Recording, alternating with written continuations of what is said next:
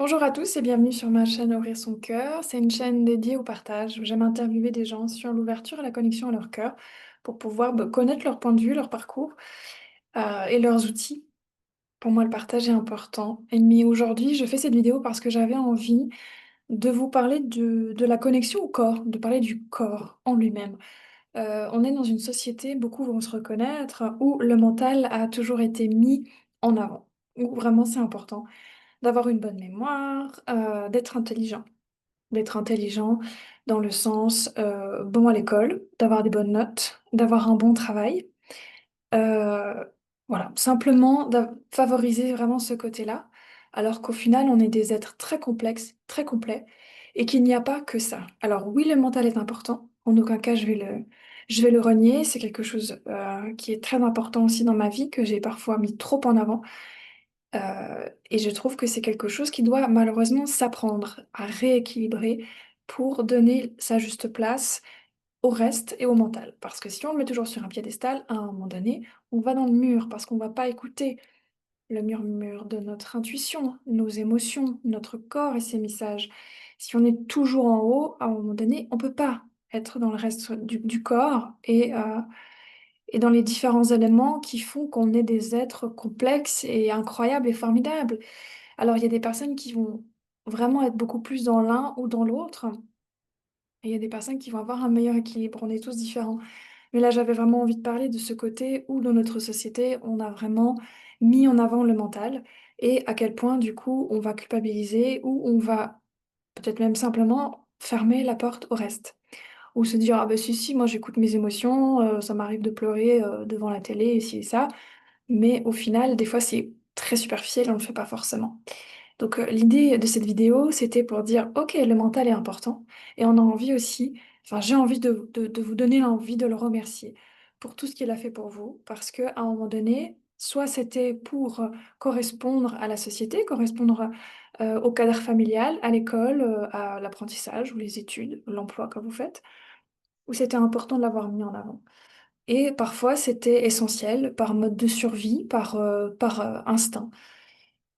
Donc, remercions vraiment cette partie-là qui a pris le dessus et qui a pu vraiment nous être d'une grande aide à un moment donné dans notre vie. Mais sincèrement, est-ce qu'aujourd'hui, toi qui écoutes cette vidéo, est-ce que tu as besoin encore d'avoir le mental en priorité surtout? Ou est-ce que tu veux bien t'autoriser à avoir le mental présent lorsque c'est vraiment nécessaire? Parce que s'infliger le mental en priorité, ça veut dire quoi? Ça veut dire être toujours dans sa tête, ça veut dire ruminer, ça veut dire anxiété, ça veut dire contrôle, contrôle sur soi, contrôle sur son corps, contrôle sur ses émotions, contrôle sur les autres, contrôle sur tout en fait. Et le contrôle va vraiment empêcher, c'est comme un film qui va venir bloquer l'accès au reste. Et le reste, ça peut être l'intuition, se connecter à son âme. Ça peut être les messages de son corps, genre ah, purée, ça fait 3 semaines, j'ai mal à la nuque, mais je m'en étais même pas forcément trop rendu compte. Maintenant que je suis totalement bloquée avec un torticolis ou je ne sais quoi, eh bien oui, et là je dois vraiment écouter parce que le corps a été plus loin. Tu veux pas m'écouter, tu veux pas, ok, je continue, jusqu'à ce que tu finisses par m'écouter. Il y a beaucoup de maladies aussi qui sont créées par rapport à ça. Et devoir se dire à ce moment-là, ah, faudrait peut-être que j'aille chez l'ostéo, plutôt que de se dire, ah ben tiens, je sens un inconfort, qu'est-ce qui se passe? Qu'est-ce que mon corps a envie de m'exprimer? Alors des fois c'est physique, hein, ok, j'ai dans une position inconfortable, je dois changer de coussin, etc. Bien sûr, on est bien d'accord que c'est pas toujours quelque chose qu'on doit aller introspecter. Parfois le mental a raison pour certaines choses, comme le changement d'un coussin si nécessaire. Ok, mais si on met ça de côté, est-ce qu'aujourd'hui tu es d'accord de prendre du temps pour laisser la place aussi à ton corps pour qu'il puisse te transmettre ces messages, pour avoir plus d'aisance au quotidien finalement? Est-ce que s'il y a une douleur, une tension, s'il y a quelque chose, une maladie qui est là, peut-être que c'est parce que mon corps, il a aussi un message pour moi et qu'il a son importance. Pareil avec les émotions. À force de mettre un couvercle sur ces émotions, il y a quand même un risque que ça pète quand on prend une marmite à un moment donné. petite explosion si on fait rien avec le couvercle qui est toujours dessus. Donc, trouver un juste équilibre plutôt que de laisser toujours le mental, on peut arrêter.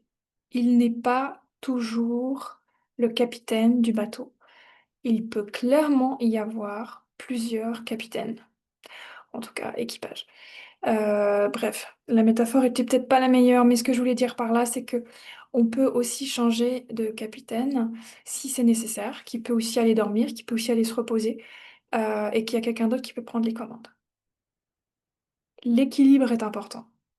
Donc, aujourd'hui, de quoi est-ce que ton corps a besoin? Si tu arrives à avoir une réponse, c'est génial. Si c'est quelque chose qui est difficile pour toi, c'est OK.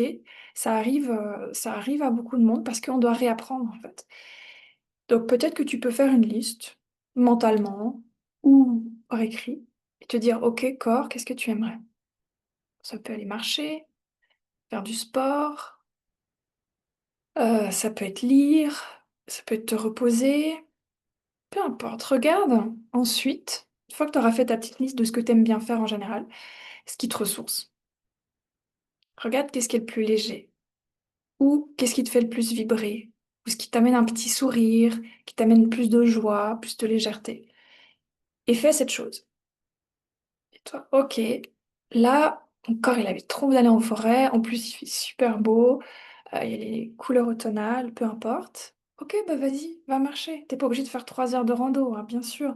Mais c'est s'écouter et c'est apprendre à écouter en fait les messages du corps. Et c'est en faisant ça régulièrement que ça va devenir une habitude. Et ça peut l'être aussi simplement pour boire. T'as soif, qu'est-ce que tu fais? J'en sais rien. T'as une habitude, une boisson préférée. Ok, allez, je vais me faire un café, par exemple. Mais peut-être ton corps, il n'a pas envie d'un café, là, il a envie d'un thé, il a envie d'un sirop, peu importe. Pose-lui la question. Et fais-le pour des petites choses, comme boire, manger. Ah, ben tiens, j'ai des œufs. Mais corps, est-ce que tu as envie de manger des œufs, en fait? Peut-être que la réponse est non. Et regarde, en fait, en fonction aussi de ce que ton corps, il a besoin. Et ça va vraiment aider à avoir une meilleure communication avec lui, avec ton corps pour lui permettre de s'exprimer et de transmettre des messages, pour avoir beaucoup plus de joie au quotidien finalement. Parce que si le mental pilote tout, ce n'est que du contrôle. Alors que si tu acceptes d'écouter ton corps et d'écouter tes émotions, tu verras qu'il y a d'autres choses qui vont pouvoir venir au quotidien dans ta vie. Peut-être plus de joie, plus d'aisance, plus de fun. Et demande aussi à avoir plus de tout ça dans ta vie. Donc voilà pour le petit partage du jour, j'espère qu'il t'a été utile. N'hésite pas à poser des questions en commentaire et voir s'il y a d'autres choses que tu aimerais que je développe. Là, je suis vraiment partie sur la base de la base parce que pour moi, c'est vraiment essentiel de remettre le mental à sa juste place. Mais vraiment, ça ne veut pas dire qu'il n'a pas sa place du tout, c'est simplement euh, qu'il a peut-être été un peu trop présent pendant un peu trop d'années en pilote automatique et qu'aujourd'hui, d'autres choses peuvent être créées, peuvent être apportées dans ta vie, ton quotidien. J'espère que cette vidéo t'a été utile. Je t'embrasse et je te dis à bientôt!